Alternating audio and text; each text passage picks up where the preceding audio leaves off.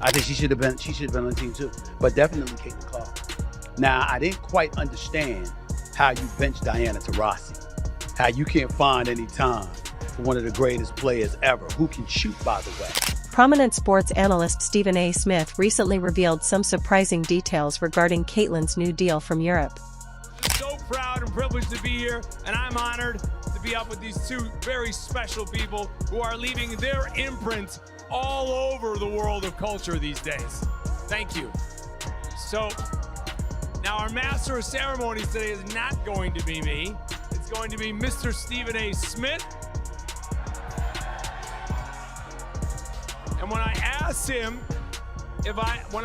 him if he would come out here to be a part of our special homecoming, wasn't even a hesitation, because of two words: Caitlin Clark.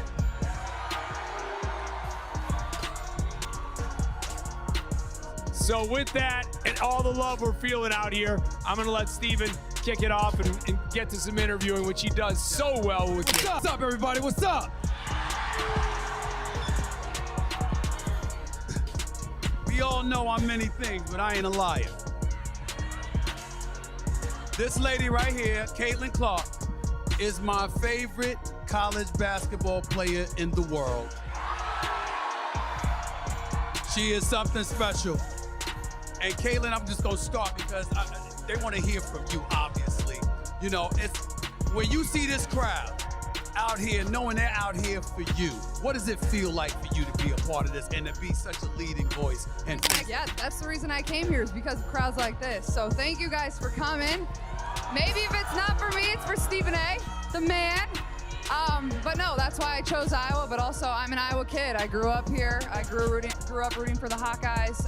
I grew up 2 hours from this place, so it's really special to me. And you know, my first year here was COVID, and it was really different, but now here I get to experience it with all of you. We're gonna play in front of 15,000 people every single game this year. Sold out crowd, yeah.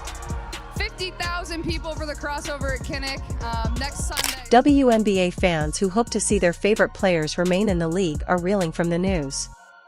Despite being a rookie, Caitlin Clark has made a significant impact this season.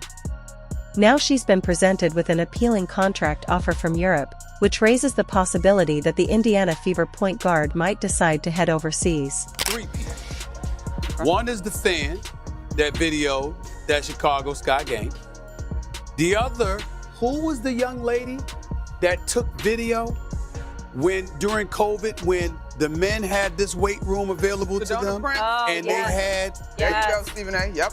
Her, right there, right there, that girl right there. That's who deserves that. That's her, right there. Give her credit. Her. And last but not least, Caitlin Clark. Ladies, let me tell y'all something. You got to sit up there and pay attention to the rising tide. It lifts all boats. You can go out on the court and go at Caitlin Clark with the fierceness that your competitive juices demand. Process of doing that, you learn to love that girl. That girl went up in her press conference and said and spoke about flying commercial. They didn't sit up there and make this decision until after she said that. You understand? Now everybody want to sit up there and talk about, oh my God, why did it have to come to that? Damn it, forget all that. She did it. She didn't have to, but she did. She got her contract. She getting her bag. She got her endorsement deal. Alongside her $76,000 salary from the Indiana Fever, Caitlin Clark has a lucrative 8-year, $28 million contract with Nike, yielding her $3.5 million annually. Additionally, she has partnerships with State Farm Insurance and appears in national ads for Gatorade. While the exact figures for her deals with Wilson, Gainbridge, Zenedity, and Buick aren't confirmed, it's likely that she earns millions from those as well.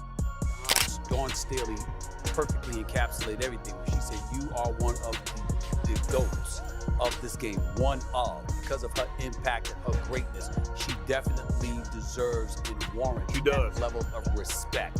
Devoid of a title, she basically deserves that level of respect because she basically put the sport on its shoulders and uplifted the sport. We can't take that away from her. I'm going to tell you what's interesting. And nobody, okay? You know, one of the things we didn't talk about was what happened Friday night. That damn call by that official with 3.9 seconds left that gave, that helped. Now, I'm not going to sit up there and tell you that it was the wrong call. I just hate the fact that the call was made at that particular moment in time. You want to definitively see the players decide it as opposed to the officials, even though technically speaking, it seemed to be the right call, although not in the moment, but then you watch the replay, not in real time, and you say, okay, you can understand how that call was made. So none of us brought that up. Here's why I'm bringing it up now. One of the greats is like, yo, we gonna see when you get here. It's gonna be different. Now she said that, and I'm saying to you, that does give Caitlin Clark an opportunity to show, excuse me, yeah, it is different. And the level that I've entered is different, and the support I'm gonna have is different. So guess what? More might be coming. When we see that, if we see that, about her in an even more elevated light. I think the reason why players like, sorry, Shannon, really quick, go ahead. Diana Taurasi and Sue Bird say this is because a lot of people have experienced the women's basketball season from the context of She isn't obligated to play overseas during the 6-month gap before the next WNBA season. Despite recent increases in WNBA salaries, they have historically fallen short for players trying to sustain themselves, especially with agent fees, additional training, and proper nutrition to consider. Consequently, even top athletes like Diana Taurasi, Breanna Stewart, Alyssa Thomas, and Sue Bird have sought opportunities abroad, where salaries are generally more lucrative, to enhance their earnings. For instance, in 2015, Taurasi earned $1.5 million playing for UMMC Ekaterinburg in Russia. 20 years, they can't get enough. One more year echoing throughout the arena. When you feel that love, what thoughts and emotions? Yeah, I just got out of the locker room and I was talking to BG, and I'm like, there's still days where I'm like, I can still do this. I still want to play basketball. And then there's, the flip side where there are days where I'm crawling out of bed. I think the tide turned, obviously when Matt and Josh said this in the picture. I think they just completely changed how people feel about this franchise. Obviously with Bird Green and the Suns, and what we were able to do, and obviously with Nick and Regina and hiring Nate, I think it's brought a different vision to our team going into the future. And we're difficult, and I think you can see this team and this franchise and what it means and what it stands for. And obviously, Tosh and Ka and Beck are a big part of the future going forward. What PG's been able to do here for the last 13 years, and she's going to step into the role of really being the person who represents this franchise, and the way she's done it has been amazing. And so she's role of, this is what it looks like to play in this building, put that jersey on. So I think we're in a good place going forward regardless. Diana, we saw fans crying in the stands. How were you able to control your emotions throughout this whole game? And you see your family seeing Sue. How are you able to keep it all together? It's not easy, and I wasn't trying to fight any type of emotion or feel a certain way. I just kind of took it over. Some players have participated in leagues in Turkey, China, Italy, Spain, and other European countries. Meanwhile, others have chosen to stay in the United States and join player-led leagues like Athletes Unlimited or Unparalleled. I'm not pissed to the point where I'm annoyed and I'm gonna call people out their names, or especially people that I love, like the person I'm about to talk about in a few minutes. But certain things need to be corrected for the record, because certain things people are just ill-informed about. And the publications that grab the headlines and try to manipulate things and make things seem as if there's something that they're not. I understand that some folks are desperate for clickbait. That's how they do it. They don't care about accuracy. They just care about talking shit and not knowing what the hell they're talking about. So I'm here for it. And that's fine, because That's one of the reasons I'm in good shape, because I don't hold stuff inside all the time and let stuff foment, and ultimately an implosion takes place and I'm the one that suffers because I'm unhealthy. No, I believe, and as I've said this to family and friends throughout, form of stress relief is reciprocation. When people stress you, stress the hell out of them. And that's how you'll alleviate your stress, because they'll know stress is coming down the pike and they won't want the damn trouble. So maybe they won't bring you trouble. But I'm here for it. I'm here for it. And it's regarding the subject of Caitlin Clark. For those of you who don't know, she's a former star at Iowa in college. Played in the national championship game for losing to South Carolina. She's #1 overall pick for the WNBA draft. She is a special talent, to say the least, even though she's not having a special year because the Indiana Fever are stinking up the joint. They've got the second worst record in the league. Only the Washington Mystics are worse, who are 0-8. The Indiana Fever are 0-9, but that's not the story involving Caitlin Clark and all the drama that surrounds her in this particular. She may be traveling abroad for reasons beyond just financial gain.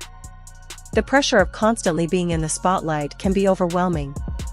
Even Indiana Fever's coach, Christy Sides, recognizes that Clark has faced a tough season. She has navigated numerous challenges this year and has done so with remarkable professionalism. Caitlin Clark has been under public scrutiny for nearly a full year, transitioning seamlessly from her senior season at Iowa to her rookie year in Indiana within just a few months. For 11 consecutive months, she has not had a break from competing at an elite level or from being watched closely by fans and media alike. When Ryan Ruocco said, Caitlin Clark is possessed, I was like, yeah, that sounds about right. At times, she was unconscious. For me, watching that game, it's one of those games where you can't even be mad. Like, you can't even be mad at Caitlin Clark. You can't hate on her. You can't say anything negative about the way she performed. There's not one thing you can take away from that and be like, oh, she was this, or oh, she didn't do that. She checked every single box. That's why Kim Mulkey hugged her so great. You did great. I can't stand it, but I love you for it. Like, Kim Mulkey even gave her an aggressive hug when the game is over. That's how you know it was real. You know how you dap somebody up just aggressively because you're like, yeah, that was great. I can't stand you for it, but I can't say anything bad about it. She was poised. She was under control.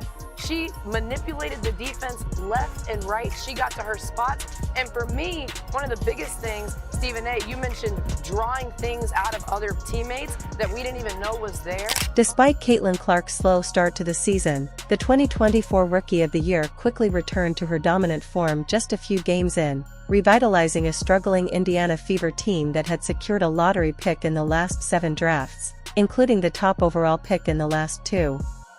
There's no question about the impact Clark has had on both the Indiana Fever and the WNBA this season. She has made a significant contribution to the league and has established herself as one of the greatest rookies in its history.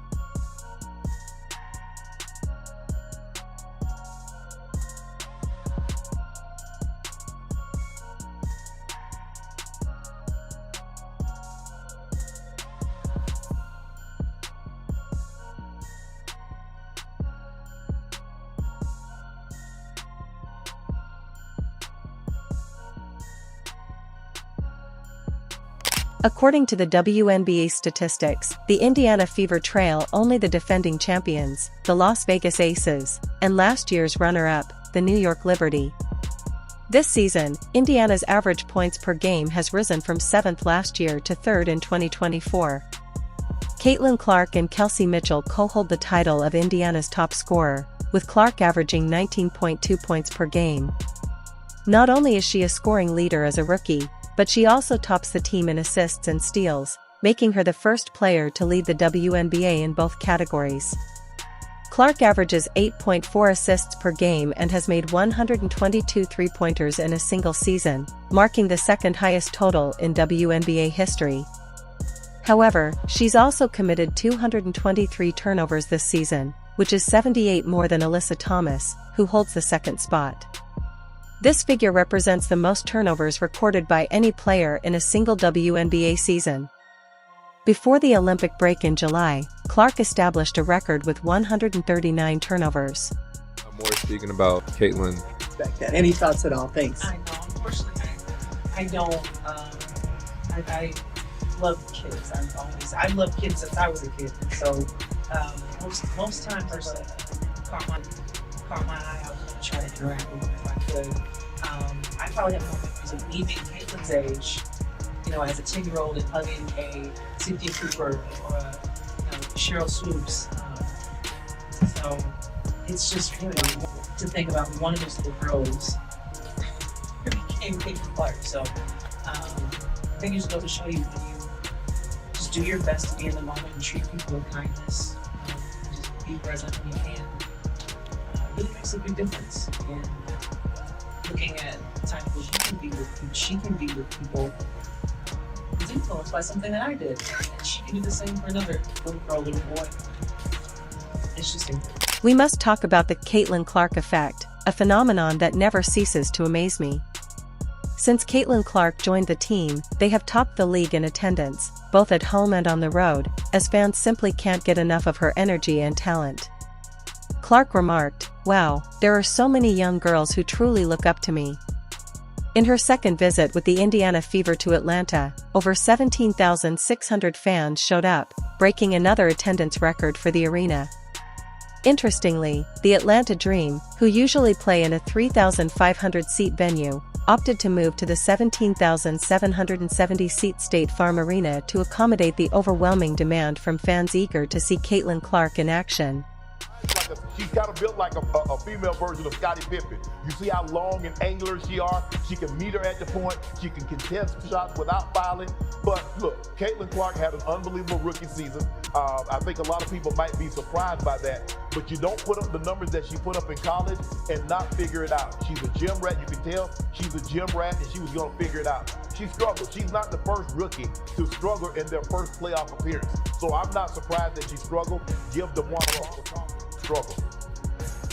For me, guys, it was a rookie masterclass. When you think about the statistics that Caitlin was able to put up, the way she was able to elevate her teammates, you have to think, Caitlin Clark comes in, the entire offense shifts, the entire offense gets faster. Kelsey Mitchell making plays, Aaliyah Boston's making plays, Aaliyah Boston's making plays, Lexi Bull, the entire team is elevated with the addition of Caitlin Clark. This is an organization that hadn't had a 20-win season since 2015, hasn't been in the playoffs since 2016. And when I talk about a rookie masterclass, yes, Caitlin had to figure it, but she stayed the course. Caitlin Clark has emerged as the most valuable player in the WNBA, making headlines with her incredible skills and captivating performances. Her recent decision to play overseas will certainly have significant implications for the Indiana Fever as well as the entire league. Her star power isn't just limited to the court, fans are likely to follow her wherever she goes, ensuring that her international career continues to spark interest and excitement.